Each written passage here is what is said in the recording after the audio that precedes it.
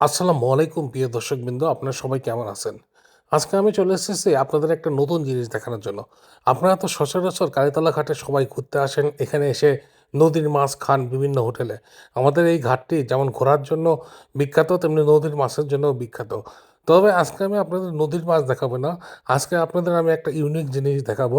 আমাদের কালীতলা ঘাটে নতুন একটা রেস্টুরেন্ট হয়েছে, হাজী রেস্টুরেন্ট। নদীর তীরে গ্রামীণ পরিবেশে গড়ে ওঠা এই রেস্টুরেন্টে প্রতি শুক্রবারে গারল জবাই হয় এবং গারলের স্পেশাল কালাভুনা বিক্রি হয়। এই যে দেখতেছেন, এই গারলটি আজকে এখানে জবাই হয়েছে।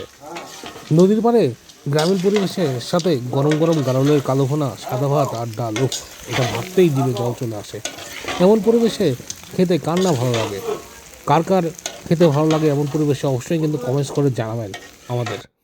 এখানে যারা আপনারা শহর থেকে আসবেন তারা বগুড়া চাইলাপাড়া সিএনজি স্ট্যান্ড থেকে ডিরেক্ট কালীতলা সিএনজিতে উঠলেই আপনারা এখানে চলে আসতে পারবেন। ভাড়া 50 টাকা। এখানে এসে যে কাউকে জিজ্ঞেস করলেই হবে হাজী হোটেল অ্যান্ড রেস্টুরেন্ট কোনটা, দেখায় দিবে বা কোথায় গারলের মাংস রান্না হয়। আর এই গারলের মাংস শুধুমাত্র প্রতি শুক্রবারে পাওয়া যায় এবং দুপুর 12টা থেকে 2টার মধ্যেই শেষ হয়ে যায়। তো আপনারা চেষ্টা করবেন যারা এখানে গারলের মাংস খেতে আসবেন তারা আগে থেকেই ওনাকে কল করে যদি বুক দিয়ে রাখেন তাইলে শেষ হবে না। কারণ এখানে স্টক লিমিটেড থাকে, তো খুব তাড়াতাড়ি শেষ হয়ে যায়। অনেকের মনে প্রশ্ন জাগতে পারে গারল আসলে জিনিসটা কি? গারল হলো ভেড়ার একটি বিশেষ এবং উন্নত জাত। সাধারণত দেশি ভেড়ার চেয়ে এগুলো আকারে বেশ বড় হয়, শক্তপোক্ত এবং মোটা-সোটা হয় এবং এদের গায়ে প্রচুর পরিমাণে পশম থাকে, লেজটা একটু মোটা হয় এবং বড় হয় এবং এইগুলোকেই হচ্ছে গারল বলা হয়। এবং গারলের মাংসের টেস্ট অনেকটা ভেড়ার মাংস বা হচ্ছে খাসির মাংসের মতো লাগে।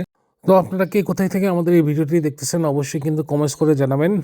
আর এখানে খেতে আসলে অবশ্যই বা যারা খেয়ে গেছেন অবশ্যই কিন্তু সেইটাও আমাদের কমেন্টস করে জানাবেন। আর এখানে গারলের মাংস প্রতি বাটি ১৫০ থেকে ১৮০ টাকা করে বিক্রি হয়। একেক দিন একেক রেট থাকে। আর এই হোটেল মালিকের নিজস্ব গারল খামার আছে।